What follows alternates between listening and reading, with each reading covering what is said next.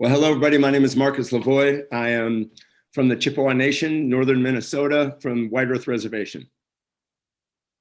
And I'm here with my brother, John Scott Richardson. Say, what's up, brother? How are you, man? Hey, I'm doing great, man. How you doing? It's good to see you. Good to see you. It's been a while, huh? It's been a while. It's been a while.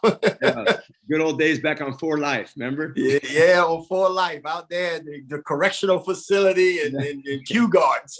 Right. And what I loved about that is it was an active and live jail at the time. I don't know if many people know that, but when they bring us actors in, they would bring us through the service elevators, and it was still half the prison, the jail was filled with inmates.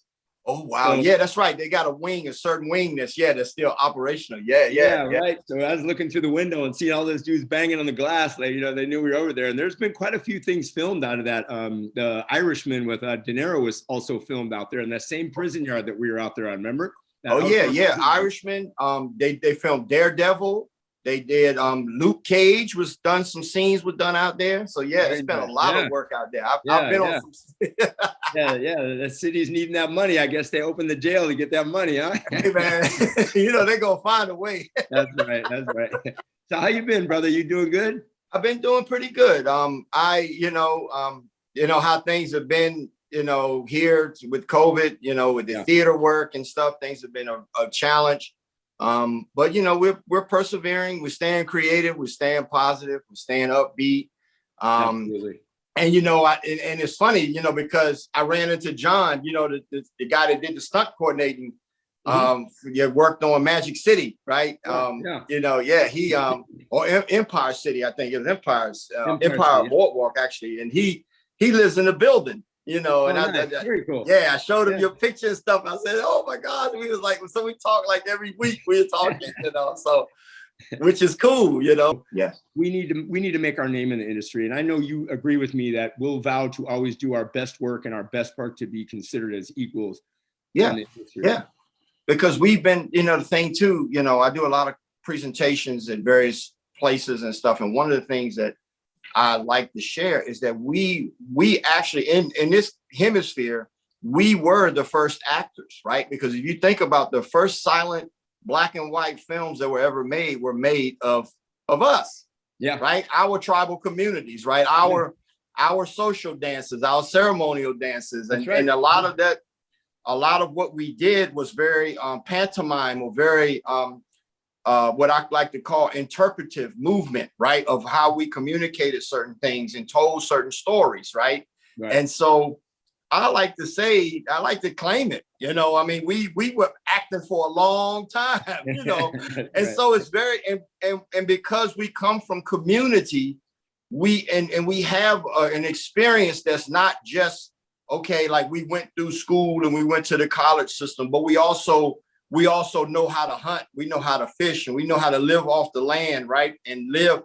And we bring all that together to give a real spiritual experience of how we bring our energy to a role, right? Yeah. And you can only do that from experience. You can't learn that from a book. That's right. You can't learn that from a classroom, right? So we have an immense power within us that we should be able to allow. The screen should be able to allow us to be that, right? In its fullness, and so. I love what you said about the spiritual connection. Our people are a people of spiritual connection to Mother Earth, to the great creator, grandfather.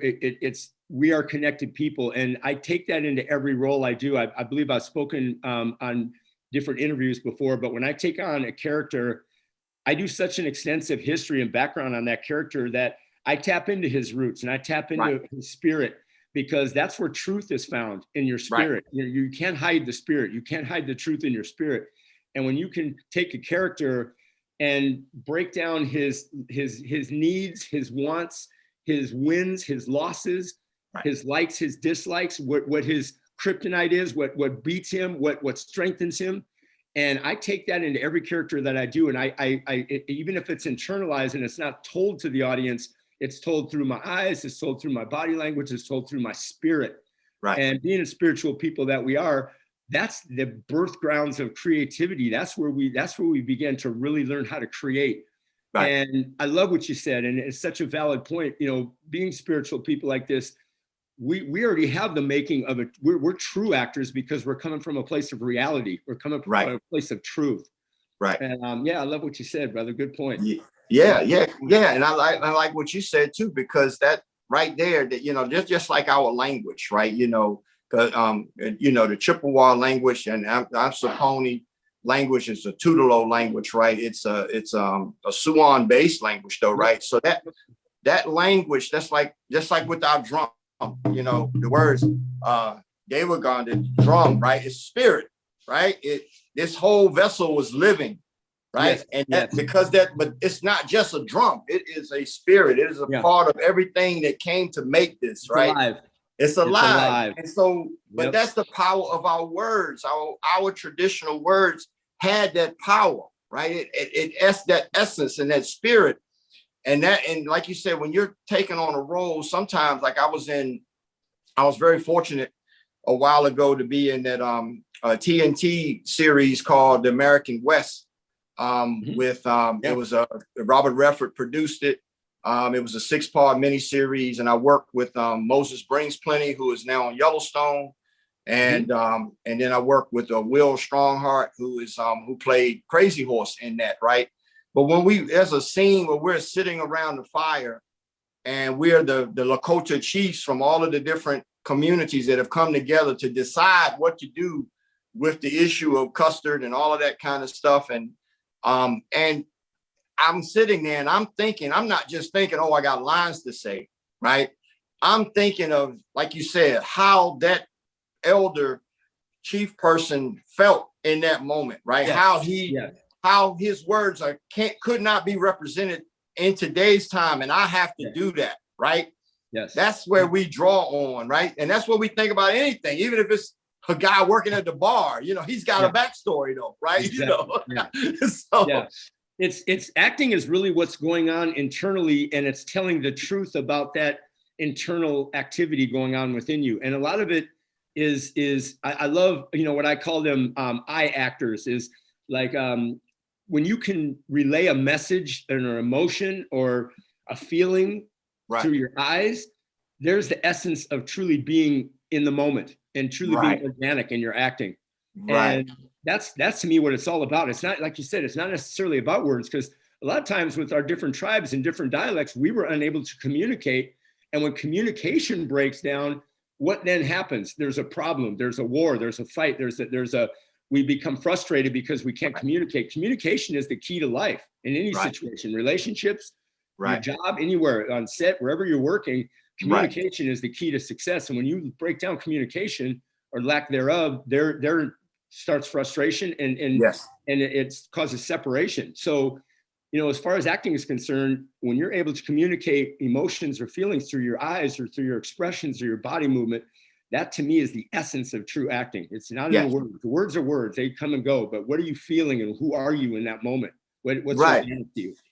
Yeah, because if we think about our bodies, right, we think about all of the cells and all of the atoms and things that make up this human body that we have, it's much larger than the brain, right? And it's more memory per square centimeter of body cells than whatever in DNA and cellular structure than it will ever be in the brain. And the brain is a massive intellectual thing, but yet but the breadth of it, if you stretched it all out, our bodies and the spirit of that channeling something, you can't put words to that, right? You know, like for instance, you have a daughter, right? You can say I love you, right? You can say how much, but you in your mind, you still know, and I don't have any children, but I know how much I love my nieces and my nephews and, you know, people in my life.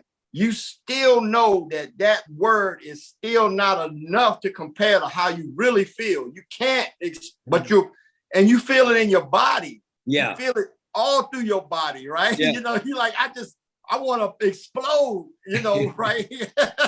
And that's the way, The love for children is, I mean, your love for your children is unlike no other love. And I have now been blessed to have a granddaughter, and I'm going to bring her in here in a minute to say hello. She's just now turning 2, and here she comes now. Say hi. Hey, hi. Yeah, she's beautiful. Wow. Thank you. But real quick before we close, I just want to touch on just persistence and perseverance in the industry. And I'll close mine with this is I was in law enforcement many years ago. Okay. And I had all this, I was a workaholic. I never took a day off. I saved all this sick time. And I was down in San Diego, and I got an agent up here in LA when I first started this journey 20 years ago. And I would drive in my little pickup truck from San Diego. I'd get an audition the next day. And this is back when Thomas guides were around. You remember Thomas guides, the map books? Yeah. Yes, back then. So there's no GPS. So I would drive the night before, because I didn't know LA. I'd drive all the way up here in my little pickup truck. I'd be on my Thomas guide. I'd find G7, and I'd find where the audition was the next day, sleep in my truck, and I'd get up the next morning, clean up in a Shell bathroom gas station, and I'd go to that audition and then drive back home. I did that for 2 to 3 years. Wow. Believing in, the industry, and believing in myself, and believing in our Native American people that we were going to have a voice. And I'm vowed to do my part to make sure that happens. And 20 years later, it's finally starting to come together. But I say that to just inspire everybody out there for perseverance and belief in who you are and whose you are. And for our people, we will see the top of this pinnacle in the industry. We will make it. We will be there. And it's brothers like you, and just, keep your tenacity, keep your faith, keep your strength. And anybody out there listening, just never give up, never give up. Yes. And I ditto his words. Thank you so much, Marcus. I really enjoyed great seeing you. Yeah, I love you, man. Let's hang out. And I'm next time in New York. We're going to hang out, brother. Yes, please do, man. I'm waiting for you. Be blessed, brother. Be blessed. All right. Thank you.